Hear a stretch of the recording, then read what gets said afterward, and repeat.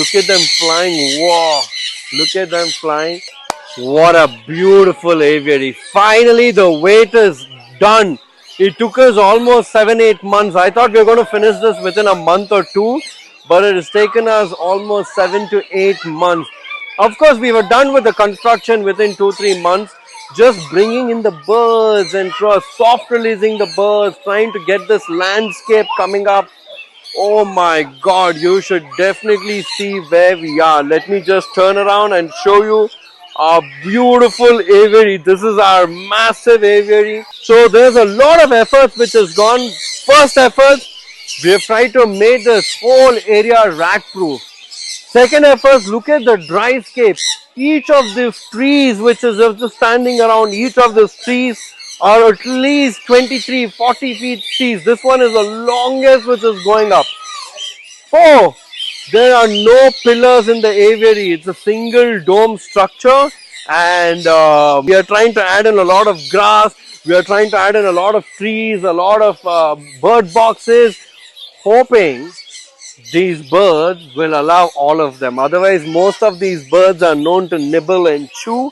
So there is an enrichment. I don't know if this greenery is going to last for a long time, but I hope it does. We've added, a lot of people might also say why we added large leaves alocasias like this.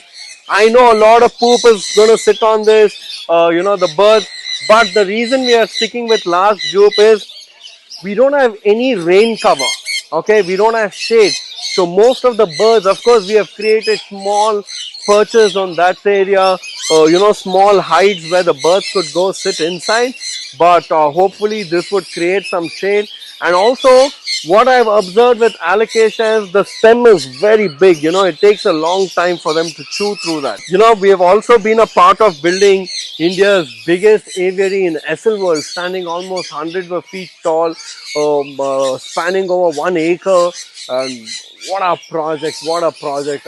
Most of my knowledge of aviary, the birds, setting up, including using a specialized mesh. When we step outside, I'll show you the mesh which we've used in. It's very interesting, and we've also used a lot of steel cables to hold this whole place up. That has taken quite a lot of, man work and man labor to be on top, to yank that off, to weave the whole stage together. Coming about why I was comparing, Bombay Aviary and this aviary is, though that gave me a lot of knowledge and helped me build a massive aviary, this is, I keep stressing, probably the first aviary in India with rescued birds. Yes, you heard me right. Every bird you see, every individual is rescued. So a lot of people come to Prani and they're like, where is your macaw? Why have you not had macaws? I've told this in the last video. We do not buy animals.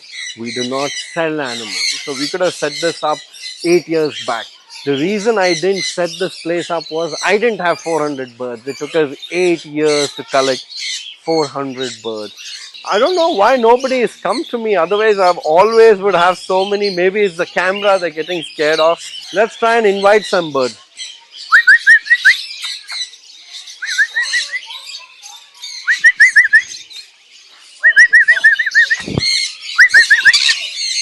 Come here, come here.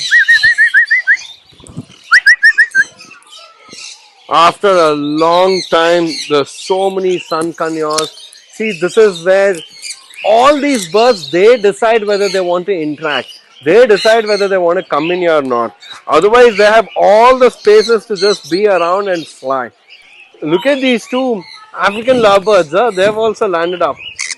And it is so nice to see lovely tail. This is something which your bird is super healthy. Not by the looks or not by the color. Take a look at their tail. Their tail should be flawless. There's one right on my head. The tail should be flawless. There should not be any split ends. That's how we take care of our hair. They want their tails to be. That's when it's not a caged bird. Otherwise, most of their tail keep hitting up the cage. And oh, look at this. We have got a quail who's come out. There's a ground cleaner. Very rare to see him. See, I immediately dropped some seeds. He came, did his job, cleared up, and he's already gone. That's a Japanese quail. We've got another one there. Hey, this is also a community aviary.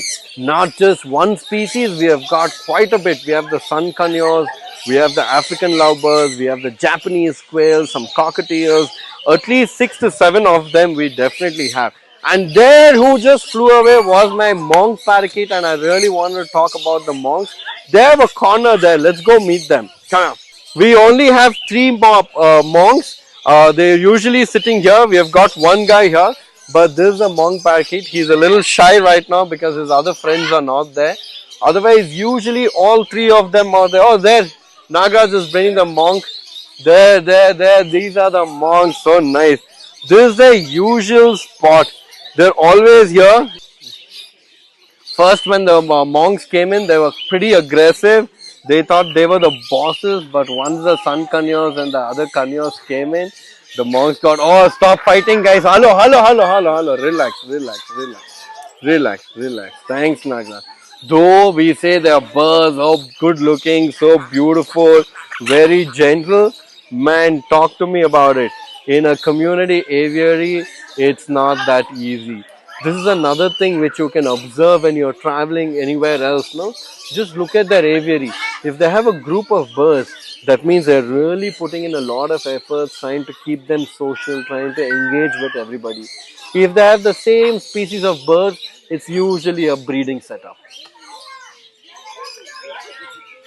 Hey, you don't want to come? We also have our rainbow lorries here. We have tried to add multiple enclosure within the large aviary so that we can keep multiple species and it becomes very easy to maintain. And the whole concept is not just come touch a bird, feel a bird and go, but see how they fly. I'm sure a lot of people would have not seen this kind of a bird in the air. Those colorful things flying around makes a huge difference. Another important thing in setting up any aviary is trying to make it rodent proof.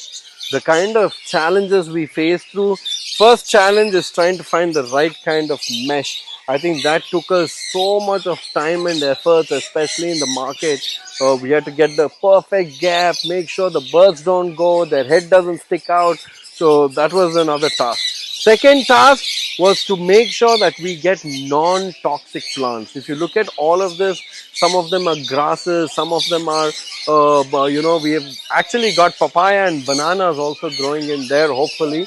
The birds will allow them to grow. The reason we have added so much of greenery is to avoid, if there's any poop, it should become a active soil, so it should degrade, it should, instead of sweeping. We have only got a little bit of interaction area, maybe 20% of the interaction area where people should come and, interact. There's a safe space. Otherwise, they have the whole aviary for themselves.